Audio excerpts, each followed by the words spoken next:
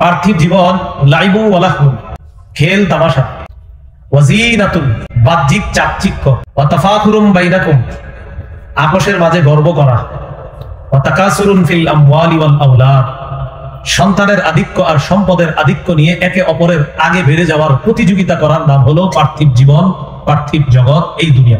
তো আল্লাহ বলেন এই দুনিয়াটা হলো খেল তামাশা, বাহ্যিক চাকচিক্য, আপোষের মাঝে গর্ব অহংকার করা, আমার সন্তান বেশি সম্পদ বেশি, এই নিয়ে একে অপরের চেয়ে আগে বেড়ে যাওয়ার প্রতিযোগিতা করার নাম হলো পার্থিব জগৎ, ইহজগৎ।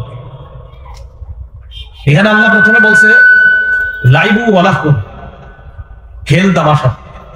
খেল তামাশা দ্বারা উদ্দেশ্য হলো আমাদের শৈশবকাল, শৈশবকালটা খেল তামাশায় কাটছে। এরপরে আল্লাহ বলছেন ওয়াজিনা, বাহ্যিক চাকচিক্য, এটার দ্বারা উদ্দেশ্য যৌবনকাল। যৌবনকালটা মানুষ শুধু সৌন্দর্যতা তালাশ করে, চাকচিক্য কোথায় এটা তালাশ করে যৌবনকালে। এরপরে আল্লাহ বলছেন তাকাসুরুম বাইনা ওয়া তাফাখুরুম বাইনাকুম ওয়া তাকাসুরুন ফিল আমওয়ালি ওয়াল আওলাদ সন্তান আর সম্পদের আধিক্য নিয়ে গর্ব করা, এটা হলো বার্ধক্যকাল। বয়স বেড়ে গেলে মানুষের গর্বের বিষয় হয়, আমার দোকান আছে এই কয়টা, আমার সন্তান আছে এই কয়জন, আমার নাতি নাতনি আছে 20 জন 22 জন। আল্লাহ এই তিনটা কালকে বললেন এই পার্থিব জীবন এটা খেল তামাশা শৈশবকাল, জিনা বাহ্যিক সৌন্দর্য যৌবনকাল, আর তাকাসুরুম তাফাখুরুম বাইনাকুম ওয়া তাকাসুরুন ফিল আমওয়ালি ওয়াল আওলাদ সন্তানের আধিক্য আর সম্পদের আধিক্য নিয়ে গর্ব করা, এটা হলো বুড়াকাল, বার্ধক্যকাল। ওই সময় মানুষ এটা বলে, কেউ জিজ্ঞাসা করলে আল্লাহ দিলে আমার 5টা বাড়ি আছে, সন্তান আছে 7 জন, নাতি নাতনি আছে 20 জন 22 জন, এরকম বলে। তো আল্লাহ পাক রব্বুল আলামিন কয় এটাই পার্থিব জীবন। এই সৌন্দর্য কেমন জানো? কামাসালি গায়সিন, আকাশের বৃষ্টির মতো, মেঘের মতো। মেঘ থেকে বৃষ্টি আসে, আসার পর জমিনে বৃষ্টি পড়ে, ওই বৃষ্টি থেকে উদ্ভিদ ওঠে, ওই বৃষ্টি থেকে ফসল হয়।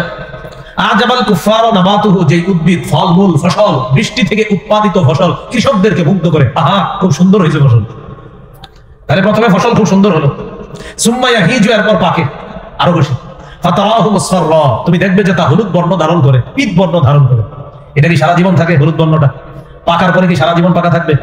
আল্লাহ বলেন সুম্মা ইয়াকুনু হুতামা, এক পর্যায়ে সব চূর্ণ বিচূর্ণ হয়ে যায়, হঠাৎ দেখা যাবে এই জমিনে কিছুই নাই, ফসল আছে।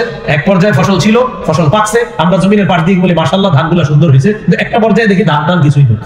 তো আল্লাহ বলেন এই দুনিয়াটা এমন সৌন্দর্য তুমি দেখতেছো কিছু না, এরপর দেখবা সব শেষ হয়ে যাচ্ছে নিমিষে। কৃষক তার সৌন্দর্য, ফসলের সৌন্দর্য দেখে, এটা সাময়িক সময়, সব সময় সৌন্দর্য থাকবে না, শেষ হয়ে যাবে। তোমার এই জীবনটা একটা সময় শৈশবকাল কাটিয়েছো, এরপরে যৌবনকাল, তুমি ভাইবো না সারা জীবন যৌবনকাল থাকবে, হঠাৎ বুড়া হবা, এক পর্যায়ে তুমি শেষ হয়ে যাবা। ক্ষেতের সুন্দর ফসল যেমন থাকে না, শেষ হয়ে যায়, তুমিও থাকবা না, শেষ হয়ে যাবে। এটা আল্লাহ বলেন।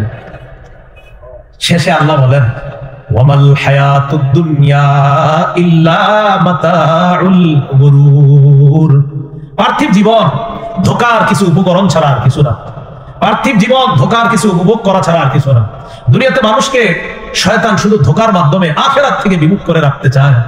আল্লাহ আমাদের সকলকে হেফাজত করেন। এই হলো পার্থিব জীবন। দেখেন দুনিয়াতে হালাল সম্পদ কামাই করা নিষেধ না, কিন্তু হালাল সম্পদ কামাই করতে গিয়ে আখিরাত ভুলে যাওয়া এটা অন্যায়। হালাল সম্পদ কামাই করা নিষেধ না, কিন্তু হালাল সম্পদ আপনি কামাই করতে গিয়ে আখিরাত ভুলে গেলেন, এটা হবে না। সম্পদ কামাই করতেছেন, জোহরের আজানে মুয়াজ্জিন বলে হাইয়া আলাস সালাহ হাইয়া আলাল ফালাহ, আসো নামাজের দিকে আসো, আসো কল্যাণের দিকে আসো, আল্লাহ আমার মাধ্যমে তোমাকে ডাকতেছে, আসো তাড়াতাড়ি করে। আপনি হালাল রিজিক উপার্জন করতেছেন, মুয়াজ্জিন সাহেব ইকামতে বলতেছে কদ কামাতিস সালাহ কদ কামাতিস সালাহ, নামাজ শুরু হয়ে গেছে, নামাজ দাঁড়িয়ে গেছে, আসো। ওই মুহূর্তে দোকানের শাটার লাগিয়ে নামাজে চলে যাওয়া, এইটা হলো আপনি দুনিয়া সঠিকভাবে কামাই করা। যে আপনি দুনিয়া কামাই করতে গিয়ে আখিরাত ভুলে যান নাই, এটার নাম দুনিয়া যদি হয় তাহলে ঠিক আছে। দুনিয়ার হালাল সম্পদ কামাই করতে গিয়ে আপনি আখিরাত ভুলেন নাই, কিন্তু নামাজের পর নামাজ যাচ্ছে, আজানের পর আজান হচ্ছে, আর আপনি সম্পদ কামাই করতেছেন। আর কেউ জিজ্ঞাসা করলে বলেন আমি কি হারাম খাই? ঠিক আছে, আপনি হালালই খান, আখিরাত তো ভুলে যাচ্ছেন।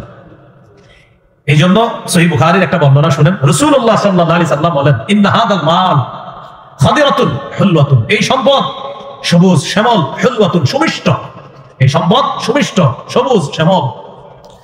হাদিসের শেষের দিকে নবীজি বলেন মান আখাযাহু বিহাক্কিহি, সম্পদ যদি কেউ সঠিকভাবে গ্রহণ করে, ওয়া ওয়াদাআহু ফি হাক্কিহি, আর সঠিক খাতে যদি ব্যয় করে, কি বলে দেখেন নবীজি, সম্পদ যদি কেউ সঠিকভাবে আয় করে আর সঠিক খাতে ব্যয় করে, ফানি'মাল মাউনা, আল্লাহ নবী বলেন এটা কতই না উত্তম সঞ্চয়, এটা কতই না চমৎকার সম্পদ।